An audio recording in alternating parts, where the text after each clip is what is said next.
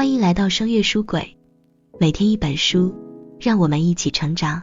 祝您本期听书愉快，收获满满。今天我要为你解读的这本书叫《24个比例》，这是一本探讨多重人格障碍的纪实小说。多重人格障碍是一种比较罕见的心理疾病，表现出来是一个人身上有多个独立的人格。学界关于多重人格的研究目前还在进行当中，关于病因和治疗方法尚未有一个统一的答案，这更给这个心理疾病蒙上了一层神秘面纱。很多影视作品都是围绕多重人格这个主题展开的，像是《致命 ID》、《禁闭岛》、《搏击俱乐部》等等。这些电影史上经典的作品讲述的都是多重人格，而这些电影其实都受到了同一部作品的影响，这就是今天为你介绍的这本《24个比例》。这本书的作者是美国作家丹尼尔·凯斯，他擅长在文章中探讨人类精微深层的心理问题。他的处女作小说《献给阿尔吉农的花束》曾获得雨果奖和星云奖，随后出版的《24个比例》也获得了拉斯维兹小说奖和日本星云奖。此外，他还出版有《比例战争》、《5个莎莉》、《镜像姐妹》等多部探讨多重人格的作品，是众多读者心目中最擅长以医疗背景描写人类心理的作家之一。今天这本24个比例中讲到的案例并不复杂，简单说就是1977年10月，美国俄亥俄州2周之内发生了3起强奸案，警方逮捕了嫌疑犯比利·米利根。在审讯过程中，比利被诊断为多重人格障碍患者，在他体内总共发现了24个人格的存在。这些人格不仅在性格上，甚至连智商、年龄、国籍、语言、性别等方面也都不尽相同。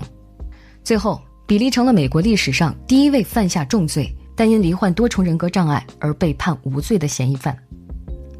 我相信你跟我一样会觉得很离奇，一个人怎么可能会有24个人格？是不是比利为逃脱惩罚而装的？如果是装的话，他怎么能演出24种个体呢？如果不是的话，心理学方面的依据是什么？作者丹尼尔·凯斯同样带着这些疑惑展开了调查。他不仅与比利本人进行了数百次谈话，还和62位与比利有过密切接触的人进行了访谈，甚至还大费周章地找来了比利的治疗录像进行观看。作者发现，不管这件事儿听起来多么的离奇，有多少质疑和争议，但它的的确确地发生着，存在着。后来美国奈飞公司还专门制作了一个纪录片，叫做《内心的恶魔24个比例》，如果你感兴趣可以找来看看。接下来我将分3个部分为你解读这本书。第一部分，我们先跟随作者回答那个所有人都关心的问题：比利到底是欺骗公众的骗子，还是个不幸的受害者？比利这些不可思议的人格到底是如何产生的？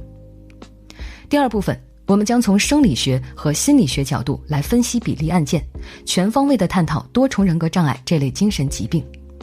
第三部分，我们来说说被判无罪后的比利又经历了什么，比利最后的结局是什么。好，让我们回到1977年10月，也就是比利强奸案发生的时间。1977年10月，美国俄亥俄州立大学2周之内发生了3起校园强奸案，一时间人心惶惶。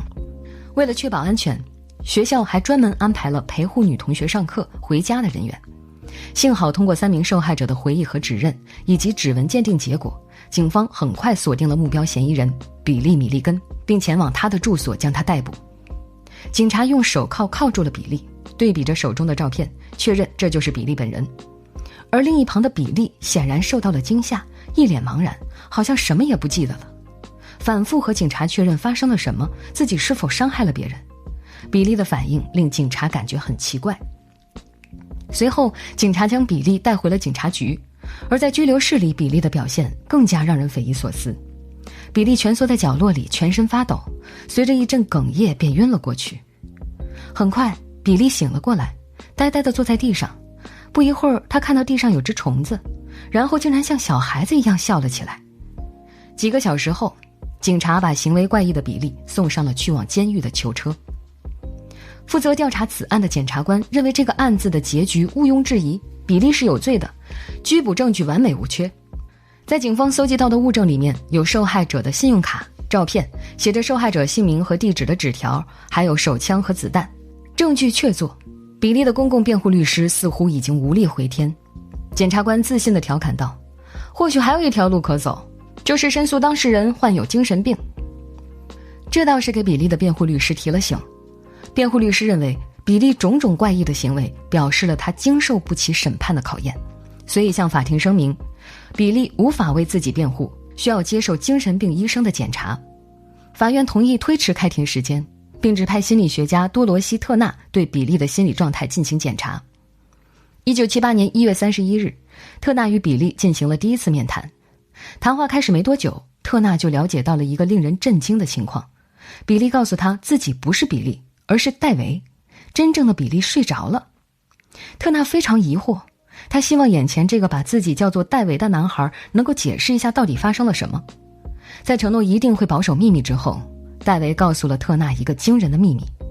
戴维说自己只有8岁，他不知道自己为什么会出现在监狱，只是每当有人受伤，他就会出来承受痛苦。这是阿瑟告诉他的。可是阿瑟又是谁呢？可惜戴维不愿意再多说了，于是特纳结束了第一次的面谈。一直以来，特纳都不太相信所谓的多重人格障碍。来监狱之前，他认为自己面对的是一个为了逃避法律制裁而假装精神错乱的重刑犯。而这次面谈激起了特纳的好奇，让他不得不重新看待这个真实出现在他眼前的比利。第二天，特纳又去见了比利，他发现比利的状态和昨天相比有很大差别，好像不认识自己了。比利一开口，特纳发现对方的声音和口音全变了，变成了英国伦敦腔。对方说自己不是戴维，而是克里斯朵夫。特纳了解到这位名为克里斯朵夫的人格，13岁，口琴吹得特别好，还会打一点小鼓，老家在英国，还有个妹妹叫克里斯汀，已经3岁了。3天后，特纳第3次探望比利，他发现比利与前2次又截然不同了。他的眼神中透露着高傲，行为举止也很随意。看来这次不是8岁的戴维，也不是13岁的克里斯朵夫。对方告诉特纳，自己是16岁的汤姆。汤姆是个逃脱专家，只要他愿意，没有什么可以束缚住他。除此之外，他还擅长画风景画。这次交谈结束后，特纳越发觉得当务之急是要把比利的情况告诉他的辩护律师。可之前特纳已经答应了戴维要保守秘密，这该怎么办呢？特纳第4次去探望比利，这次他见到了18岁的亚伦。亚伦很擅长人际关系，所以一般情况下都是亚伦出面负责与人沟通。亚伦告诉特纳，秘密是属于每个人的，要想告诉别人这个秘密，必须经过所有人的同意。负责人阿瑟也赞成这个说法。注意，这里再一次出现阿瑟了。咱们重点介绍一下，阿瑟是前面比利第一次面谈时提到的。阿瑟跟比利的其他人格不太一样，他是比利精神世界里所有人格的管理者，或者说是负责人之一。在安全状况下，由他来决定什么时候出现什么人格。这些人格是怎么出现的呢？按照阿瑟的说法，在比利的身体里有一盏很大的白色聚光灯，聚光灯的周围站了很多人，谁站在光圈里，谁就会获得知觉，就会来到这个世界。后来特纳花了好几个小时，轮番说服每次出现的人，向他们解释目前的状况。终于，这些人格同意让辩护律师知道比利的秘密。即便作为比利的辩护律师，也从来没有接触过类似的案子，所以辩护律师对比利的情况也感到怀疑。带着疑虑，辩护律师来到了监狱。在监狱里，辩护律师见证了比利多个人格的转换过程。先是出现了承担痛苦的戴维，紧接着是害羞的丹尼。顺便说一下，当时被警察逮捕的就是丹尼。丹尼14岁，擅长画有生命的东西，但容易受到惊吓，惧怕陌生人，尤其是男人。然后又出现了逃脱专家汤姆和负责人阿瑟，最后是23岁带有南斯拉夫口音的里根。里根他是另一个人格负责人，和阿瑟不同，阿瑟主要在没有安全顾虑或需要做理智判断时做主，而里根则在充满危险的情况下做主，决定谁出现谁离开。比如现在在监狱里就由里根负责。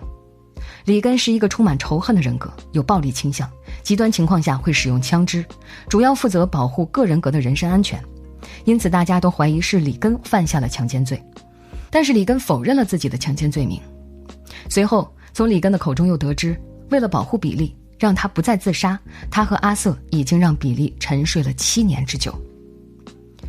辩护律师在监狱里和比利交谈了5个小时，从怀疑到好奇，到开始相信比利具有多重人格。不过，为了确认比利的多重人格，并进一步说服检察官和法官，辩护律师打算再请来2位专家协助判断。一个是曾经因治疗多重障碍而举世闻名的科尼利亚博士，另一个是让众多检察官认可的精神科医生哈丁。请他来的原因是，如果哈丁医生向法官提交意见报告，表示比利确实患有多重人格障碍，而且他的医院也愿意接手的话，比利就能受到良好的治疗。1978年3月12日，一切准备就绪，会谈开始了。这次会谈，他们不仅见到了阿瑟、里根、汤姆等人格，还见到了核心人格比利本人，只不过过程很短暂。沉睡了7年之久的比利浑身颤抖着出现了，比利害怕地爬到角落，蜷缩成一团哭了起来。他问：我还活着？我又做错了什么？惊慌失措的比利在回答了几个问题后便退了下去。经过这样一番折腾之后，在场的所有人都感到一切都太不寻常了，他们觉得眼前的这个比利好像被恶魔控制了一样。果然，第2天哈丁医生便向法官提交了自己的意见，他认为比利不具备接受审判的能力，同时申请安排比利来自己的医院接受为期6个月的治疗。检察官和法官同意了这个申请。治疗开始了，哈丁医生的治疗计划事先了解比利的过去，将比利破碎的记忆重新串联起来，然后将比利的这些人格进行融合，最后形成一个完整的人格。怎么做呢？他决定采用录像的方式，将不同人格的言行举止拍摄下来，这样比利本人，也就是核心人格，就能对自己的过去以及其他人格有更多的了解。1978年5月1日，哈丁医生举行了第1次录像会议。这一次，阿达拉纳这个人格出场了。阿达拉纳是一个内向害羞的19岁女孩，她会写诗、做饭和操持家务。她的出现让比利的面部表情变得柔和起来，说话的语音语调也变得女性化。阿达拉纳面对录影机承认是她闯了祸，她窃取了本属于里根的时间，犯下了强奸罪。现在终于真相大白。可是她为什么要这么做呢？阿达拉纳告诉哈丁医生，是因为她太需要爱了，需要被拥抱，需要感受温暖和关心。可是她并没有想强奸那些女孩，也许是受到了之前里根吃的药物和酒精的影响，才会做出这些事情的。录像的方法很有效，这一举动不仅让哈丁医生和比利本人看到了各个人格平时所做的事情，还能了解到其他人对各个人格的想法。渐渐的，核心人格比利认识了自己的其他多面人格，并决定配合哈丁医生进行人格融合。一段时间后，除了阿瑟和里根，之前展现出来的各种人格都基本被融合了。1978年9月12日，哈丁医生向法官提交了长达9页的报告。报告里面详细展现了是什么导致比利患上了多重人格障碍。好，下面我们走入比利真实的过去，试着找找比利那样离奇的精神状况产生的原因。比利的亲生父亲在他4岁时自杀了，母亲也总因为一些琐碎的小事惩罚比利。那时候的比利发现，只要感到悲伤孤独，闭上眼睛就可以了。等到再次睁开眼的时候，他就会发现自己身在不同的地方。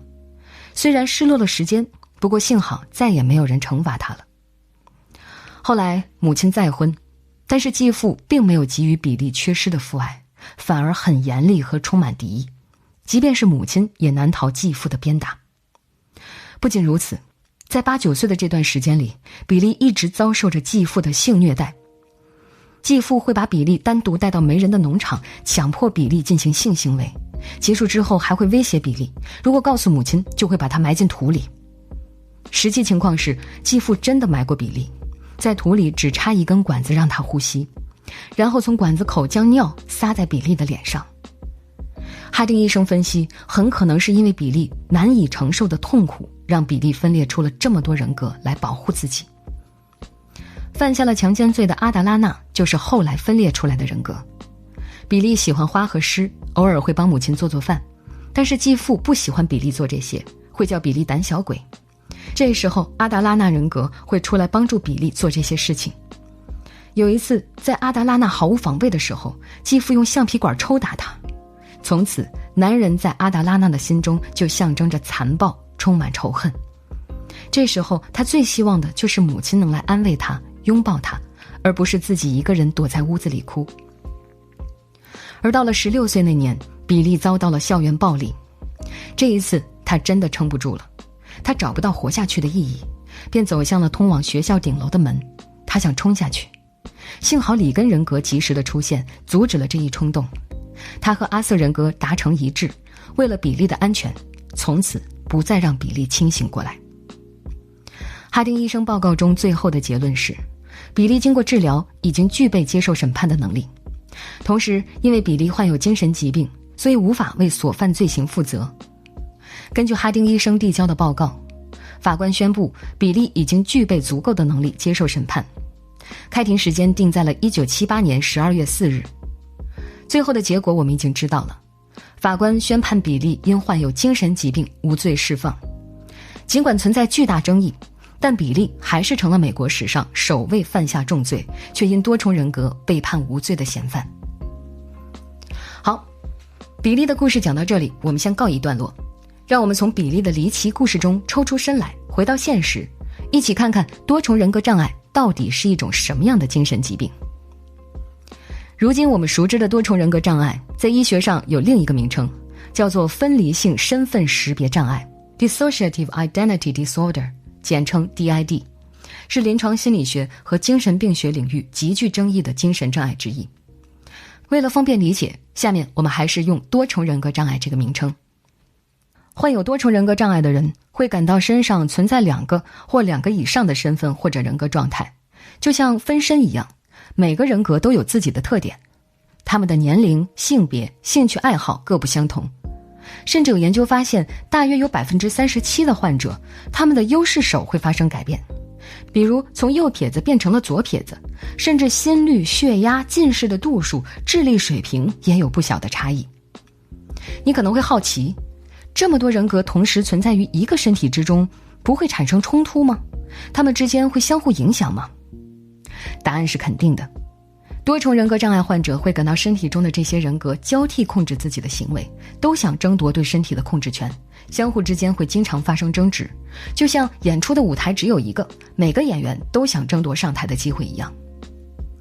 人是复杂的，有时低调内敛，有时神经大条，对此我们可以明确感知。很多时候我们会有意识地选择自己的状态，在同事面前什么样，朋友面前什么样，家长面前又是什么样，我们可以启动不同的言行模式。而多重人格障碍患者与普通人最大的不同在于，很多时候他们身体内不同人格间的切换并不都是自愿的，往往是因为遇到了一些触发因素，从而迫使承担相应任务的人格出现。就像比利，在危险的情况下，里根这个人格会出现保护比利的人身安全；在需要承受痛苦的时候，戴维这个人格会出现承担一切。这会产生什么结果呢？没错，会导致生活失去连贯性，也就是失忆了。曾有研究者对100位多重人格患者进行了研究，结果发现其中有98位患者的不同人格之间存在记忆互不相通的问题。患者抱怨他们经常发现自己在某个地方做着某件事情，但一段时间之后，他们突然发现自己身处另外一个陌生的环境或意想不到的场合，而且完全不记得之前做过什么。就像看电视切换频道一样，被遥控器转台后，就算切换回来也衔接不上原来的剧情了。另外，多重人格障碍不管是以前还是现在，都是一种很罕见的精神疾病，而且由于它的症状十分富有戏剧性，所以很多人都会不自觉地怀疑对方是在演戏。除了从临床心理学的角度，接下来咱们就从生理学角度进一步了解多重人格障碍。一些研究发现，当多重人格障碍患者从一种人格切换到另一种人格的时候，一些生理指标会发生变化，比如在皮肤的触电反应和脑电波活动上都有所不同。一系列的研究似乎都在表明，多重人格障碍患者的每个身份都有自己独特的生理心理特征。比如1978年比利也做过类似的测试，当时医生就报告比利的脑电图出现了异常，在比利的脑右后区出现了一种 The 德尔塔波型的脑波。这种脑波速度很缓慢，通常在儿童时期比较常见。这意味着当时接受检测的人格很可能是一个年幼的孩子，而不是已经成年的比利。出现这一结果，要么是检测机器坏了，要么是比利的大脑的确在以不同的方式运作。好，了解了多重人格障碍到底是怎样的精神疾病，它的症状表现是什么？接下来我们来说说多重人格障碍或者说分离性身份识别障碍产生的原因是什么呢？学界对于多重人格障碍的病因目前还没有一个特别明确的说法，但是很多学者都认为多重人格障碍与童年的创伤脱不开关系，例如被忽视、躯体虐待，尤其是性虐待。曾经有一项针对135名有多重人格障碍的患者的研究发现，其中有 92% 的人曾经遭受过性虐待，而这种虐待大多是父母或其他家庭成员所为，并在童年时期持续了较长时间。这一点在比利的身上得到了充分的体现。我们可以试想一下，在童年时期人格发展还不够完善，一个孩子每天生活在充满痛苦和暴力的环境中，既没有能力逃跑，也不懂寻求警察的帮助，这时候该怎么办呢？书中有这样一句话，或许可以给我们提供一个答案。当悲伤太多的时候，一个人已经无法承受，我就把投注在一个人身上的所有煎熬分别来承受。没错，就是解离。在你经历了什么这本书中提到，如果一个人无法脱离糟糕的现实，他就会通过切断自我和现实之间的联系，来逃避糟糕的环境带给自己的负面情绪。另外，由于很多创伤是由一些不好的经历引起的，因此在会有多重人格障碍的同时，还会和其他心理问题一起发生。例如，一项针对多重人格障碍患者的研究发现，其中 97% 的人有抑郁症， 90% 的人有某种焦虑障碍， 65% 的人有药物滥用行为， 38% 的人有进食障碍等等。最后，咱们多说一下童年创伤，尤其是遭受过虐待的儿童。也许大部分人都是在温馨的家庭中成长起来的，很少见到或体会到被虐待儿童的感受，但每年受虐待的儿童并不在少数。根据2020年关于预防暴力侵害儿童行为的全球状况报告当中的显示，全球每年约有10亿儿童或多或少遭受过不同形式的暴力，包括身体暴力、心理暴力或性暴力等等，而其中很大一部分都有父母的原因。父母本应是孩子最亲近的人，竟然变成了孩子心中的魔鬼。而有过童年创伤的孩子，无论是身体上还是心理上，创伤都可能会持续存在。这些孩子在成年之后出现抑郁、焦虑等精神障碍的风险要远远高于普通人，也更容易成为暴力的施加者。最后，让我们再次回到比利的故事中，看看被判无罪后的比利将怎样继续他的人生。审判结束后，比利对记者说，希望成为一个普通人，想重新认识生命的意义。虽然比利不能马上回归正常的生活，和普通人一样可以在社区遛弯，获得一份体面的工作，但是他被送到了一个管制相对轻松的心理健康中心接受进一步治疗。这个心理健康中心既不像医院，也不像监狱，更像是度假中心，环境非常的舒适，而且主治大夫大卫·考尔是个很有经验的治疗师。在这里，比利除了接受专业的治疗，还可以经常阅读书报，到运动场锻炼，继续他喜欢的画画。因为很擅长画画，他还出售了自己的画作。比利用赚来的钱，以防止儿童受虐基金会的名义，在银行开设了账户，并且印制了许多宣传单。上面的标语是：今天，请拥抱您的孩子，这是举手之劳，请阻止虐待儿童。比利的治疗正在有条不紊地进行着。卡尔医生发现比利的体内不仅有之前咱们提到过的10种人格，包括核心人格比利、戴维、克里斯朵夫、克里斯汀娜、汤姆、丹尼、亚伦、阿瑟、里根、阿达拉纳，还有13种不受欢迎的人格，是阿瑟一直不允许他们出现。最后，随着治疗的深入，一个叫做老师的人格出现了，它是融合各种人格后的比例，一个完整的比例。自此24个比例全部被发现。鉴于比利治疗情况良好，卡尔医生逐渐放宽了对比利的限制，从一开始在医护人员的陪同下走出医院，到同意比利可以单独外出。而正是这一举动引来大众强烈的不满。哥伦布市快报报道，强奸犯比利获准可以离开医院，自由进出阿森斯市。后来关于比利的负面报道接踵而至，有人提出必须立法保护社会，人们开始恐慌，指责和攻击纷纷袭来，一波未平一波又起，祸事接二连三的发生。经历这些事后，比利感到恐惧和惊慌，情绪变得越来越激动和消极，他的人格再次分裂了。舆论继续发酵。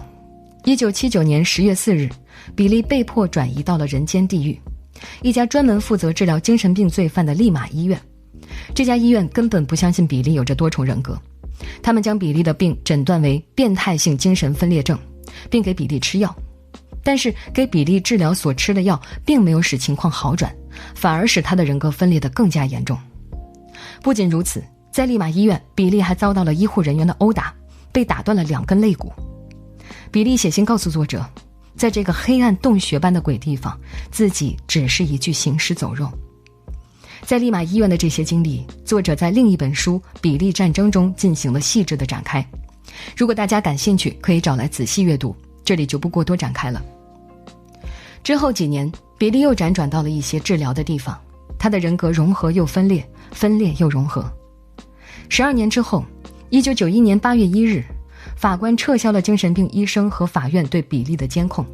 比利自由了。自由后的比利在1996年发表了一篇声明，表示他目前居住在加州，并拥有一家小制片公司。他想要将自己的经历拍成电影。他培训过约翰尼·德普、莱昂纳多·迪卡普里奥等好莱坞明星，亲自告诉他们如何饰演自己。但很遗憾，由于种种原因，比利未能如愿，电影迟迟没有拍摄出来。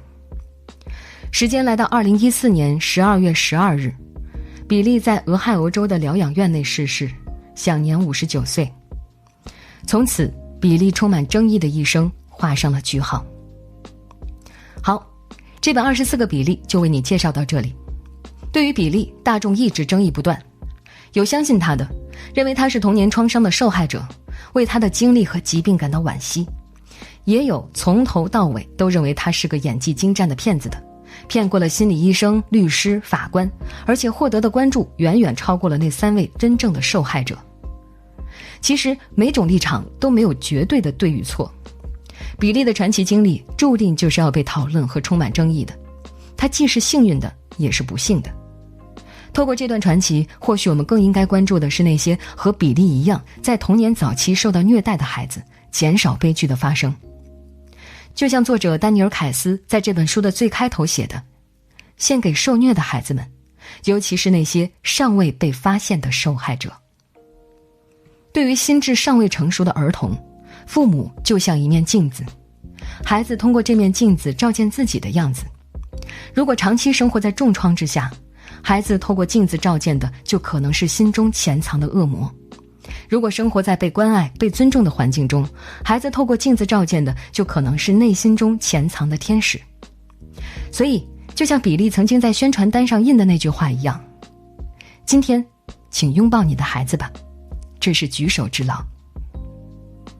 好，以上就是今天的全部内容。恭喜你又听完了一本书。